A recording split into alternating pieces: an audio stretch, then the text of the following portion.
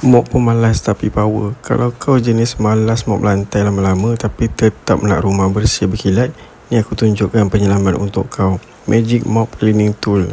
Punya saiz lebar dia 52 cm. Jadi bila kau mop, satu lorong terus bersih. Tak payah ulang banyak kali. Lagi best, kepala mop ni boleh pusing 180 darjah tau.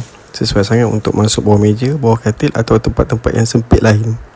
Tak ada masalah langsung, mudah, cepat dan jimat masa. Yang penting harga dia RM9.90 je. Dulu RM31 tau, sekarang dah murah gila. Kalau nak rumah bersih tanpa lenguh tangan dan badan, ni mop yang patut kau beli. Jimat masa, sapu sekali je dah bersih, tak perlu ulang banyak kali. Kurangkan sakit belakang atau lutut, tak perlu tunduk atau cangkung masa mop tempat susah nak capai. Mudah untuk orang tua dan suri rumah, ringan dan senang dikendalikan.